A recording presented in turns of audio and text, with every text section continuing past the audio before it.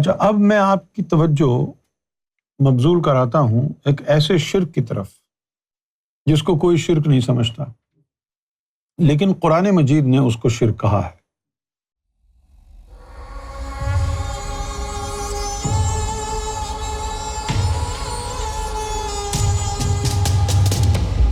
شرک کے موضوع پر کچھ رہنمائی طلب کرنا چاہتا ہوں۔ عمومی طور پر شرک کا مفہوم یہی لیا جاتا ہے کہ اللہ کے ساتھ کسی کو شریک ٹھہرانا شرک ہے، لیکن بعض صوفیہ کا یہ کہنا ہے کہ شرک کے مختلف معنی ہیں۔ میں ان مختلف معنوں کو سمجھنے کی جستجو میں ہوں، براہ کرم روشنی ڈالیں۔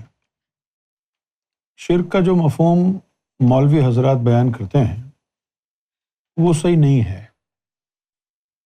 اللہ تعالیٰ آپ کی زندگی دشوار نہیں بنانا چاہتا۔ شرک جو ہے حقیقت میں اس کا کوئی وجود نہیں ہے۔ تو شرک کہاں پر ہے؟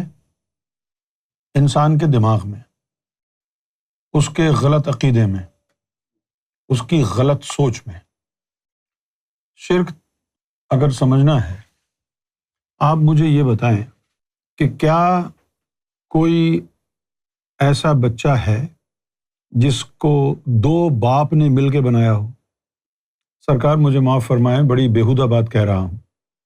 اگر ایک ہی عورت ایک ہی دن میں بغیر کسی وقت کے فرق کے دو مردوں کے ساتھ سو جائے اور اس کے نتیجے میں حاملہ ہو جائے، تب بھی جو نطفہ ٹھہرے گا وہ ایک کا ہوگا، دو کے نہیں ہو سکتے۔ تو یہ تو عام تخلیق ہے جس کا پروسیس ماں کے پیٹ میں ہوتا ہے، اس میں شراکت ممکن نہیں ہے۔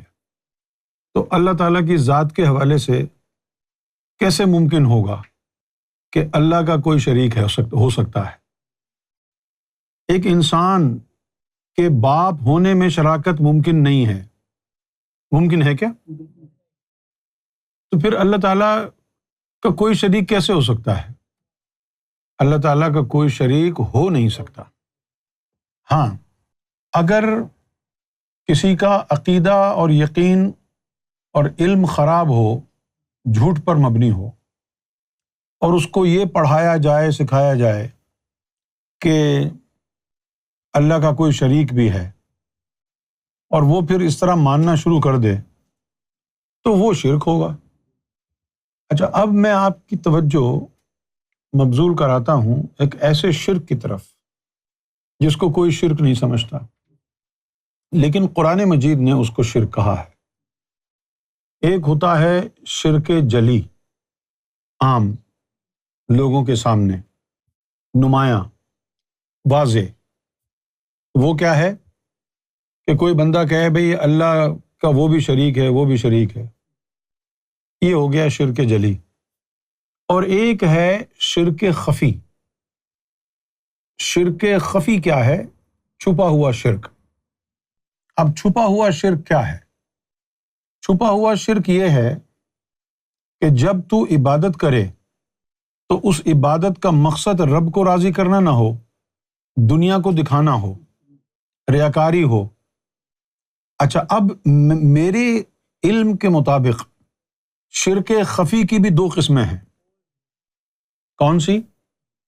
ایک قسم تو اس کی یہ ہو گئی کہ بندے کی نیت یہ ہو کہ چلو یار، جس طرح ہمارے گھر میں کہا جاتا تھا بچپن میں، مجھے جو ہے وہ والد صاحب کہتے تھے کہ چلو یار جمعے کے تو نماز پڑھ لیا کرو، ورنہ لوگ کیا کہیں گے کہ جمعے کی بھی نہیں پڑھتا یہ۔ اب میں ان کو کہتا تھا بھائی لوگ کیا کہیں گے، اس سے کیا فائدہ ہے اور کیا نقصان ہے؟ نماز تو اللہ کی پڑھنی ہے، تو اللہ جو ہے وہ سزا دے گا، وہ کافی ہوگی نا، لوگوں کی پرواہ کیوں کریں؟ ایک تو یہ ہو گئی بات کہ لوگوں کے لیے جانا اس لیے نہیں کہ اللہ کی رضا شامل حال ہو، اللہ کی خاطر پڑھیں، بلکہ اس لیے کہ فلاں یہ کہہ دے گا، فلاں وہ کہہ دے گا۔ تو اس میں نیت کیا ہے؟ لوگوں کی طرف سے جو لعن طعن ہے اس سے بچنے کے لیے اللہ کی عبادت کرنا۔ تو اس میں نیت تو اللہ کی عبادت کی ہے نہیں، تو یہ ہو گیا شرک خفی اور یہ عام ہے، اس میں انسان کی نیت کا شامل ہونا ہے کہ انسان کی نیت نہیں تھی کہ وہ رب کی عبادت کرے، نیت کیا تھی کہ لوگوں کے لعن طعن سے بچے، یہ شرک خفی ہو گیا۔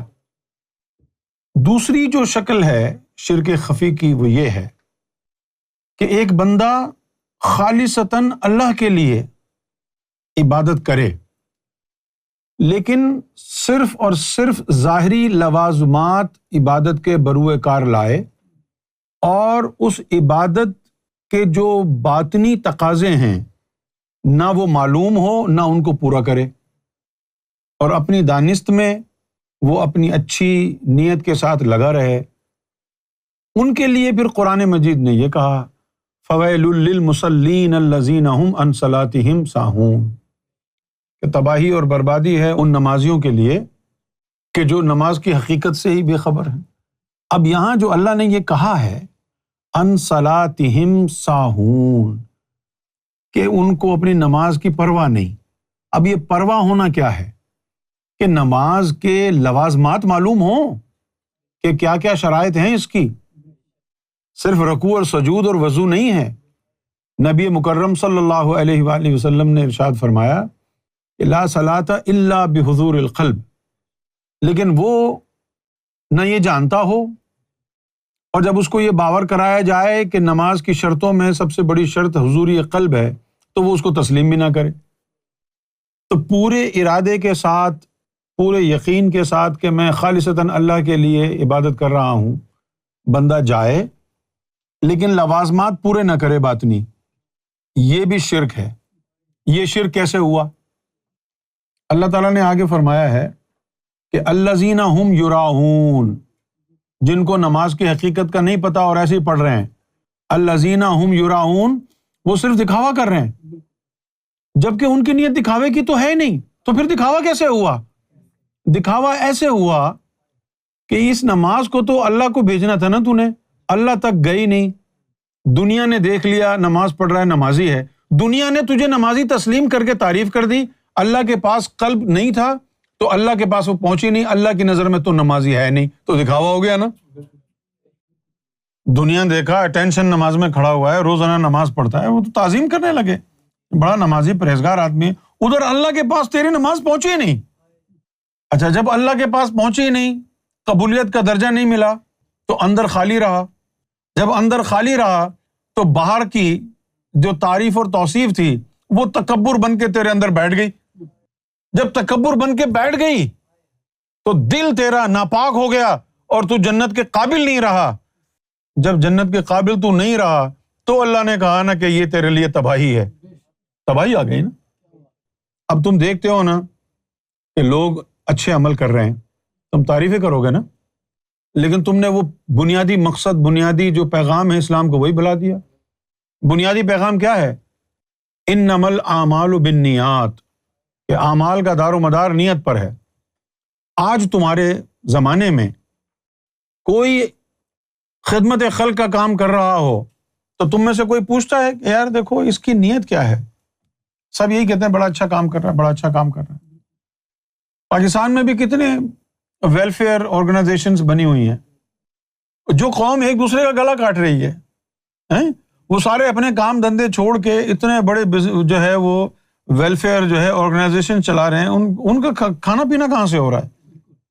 جیسے وہ ابھی سارم، وہ بھی پکڑا گیا ہے کسی معاملے میں، اسی طرح تمہارے سیاستدان ہیں، ٹی وی پہ دکھانے کے لیے اور اخباروں میں خبر دینے کے لیے دیغے وغیرہ چڑھا دیں گے، چیک ویک دے دیں گے، اور یہ فوٹو ووٹو لیے دیغے اٹھائی اور چلے گئے۔ یہ تو سراسر دھوکہ ہو گیا نا، یہ شرک ہے کہ تیرا ارادہ دنیا کو دھوکہ دینے کا تھا اور تو نے دنیا پہ ظاہر کیا کیا؟ عمل صالح، کہ میں خدمت خلق کر رہا ہوں۔ عمل صالح وہ ہوگا جس میں نیت صاف ہوگی، نیت صاف تیری تب ہوگی جب تیرا دل صاف ہوگا، کیونکہ نیت کا تعلق دل سے ہے۔ اگر دل ناپاک ہے تو نیت پاک کیسے ہو سکتی ہے؟ اگر دل ہی ناپاک ہے تو نیت پاک کیسے ہوگی؟ نیت پاک کرنے کے لیے دل کو پاک کرنا پڑے گا۔